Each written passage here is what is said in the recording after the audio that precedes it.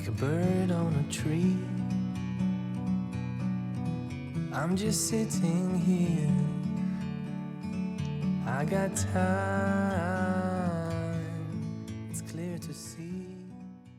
Yesterday we were waiting in anticipation for 15 mils of rain, but we only got one. It's incredibly disappointing. We even pumped up our water from the lower tank to the upper tank to make room for all this rain, and it never came. It got to parts of Melbourne, and then once it hit Gippsland it just went south, we believe. And we were left high and dry. What we're going to show you next is a little bit gory. Now, if you've got a weak stomach, watch at your own discretion. But I wanted to show you this because A, it might happen to one of your birds, and B, I want to document the beautiful things of homesteading and the not so beautiful things of homesteading. And sometimes that involves sick or injured animals. So here's our hen. This is one of our meat birds, and she's been laying us eggs, so we're keeping her so we can breed some chicks. But we've noticed today that she's got this wound on her back. It's pretty gross. We think it's from the rooster mounting her. I don't know if you can see that. So we're going to use this peroxide. It's already been diluted, it's 3%. Okay, it's for use on wounds and cuts. Okay, so we're just going to pour this on, and hopefully it will help treat this wound before it gets fly blown. You can see all the flies hanging around. This is why we dock tails on sheep in Australia, because the sheep can get fly blown. We don't want this chook to get fly blown. Ooh, it's gone white.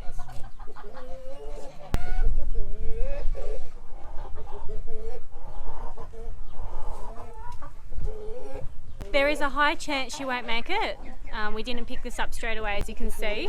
It was hiding underneath some feathers, and it was only today when we went to move her that we noticed it. So there's a high chance that she will die of an infection, but we're going to keep putting hydrogen peroxide on her to keep cleaning the area, and I might even add in some oregano oil because that's a natural antibiotic.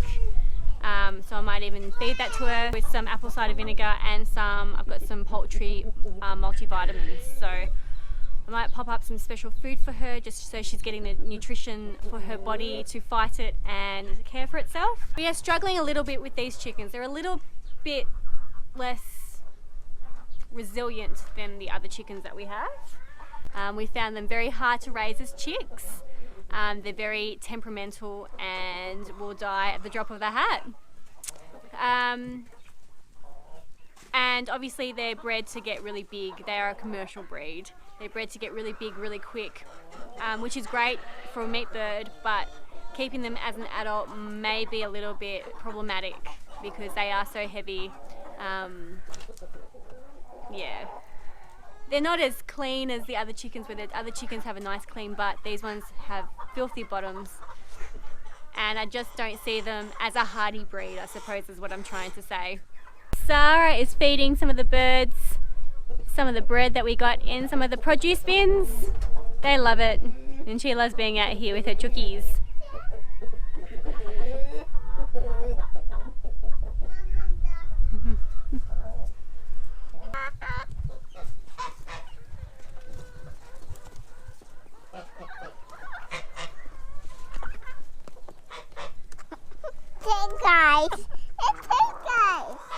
Mom. So we're just collecting a few seeds from the garden today.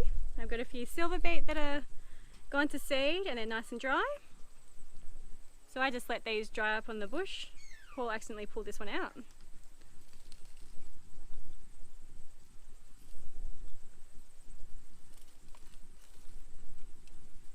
We've also let lettuce come to seed. And they're these fluffy balls, but if you pull the fluff out, the seeds are in behind you. Let's see if I can get one.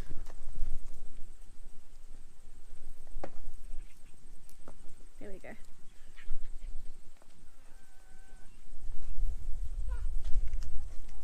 And now some of the coriander seeds.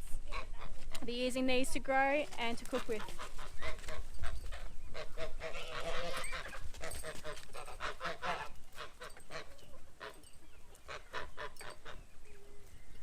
I'm pretty disappointed that we had to turn on our sprinklers tonight. I was hoping that we'd get the great downpour. We're supposed to get 30 mils over the last 2 days. But instead we have to water, so that's really annoying. And I've never really understood the farmers' anxiety for rain. Well, I understood it, but I never really felt what they felt until this year. It's really frustrating when you're expecting rain and you can see it on the radar, but it just doesn't come. And it is part of the seasons of living out here, this part of our summer. We've got 1 more month left of this really dry weather. And I guess for us, waiting for March and waiting for the rain to come and for the paddocks to green up, it's kind of like waiting for the snow to melt. There's only 3 more weeks left in February, and we look forward to having beautiful regular rain again. From up here, the world seems small. We can sit together. It's so beautiful, you and me. We meant to be in the great outdoors, forever free.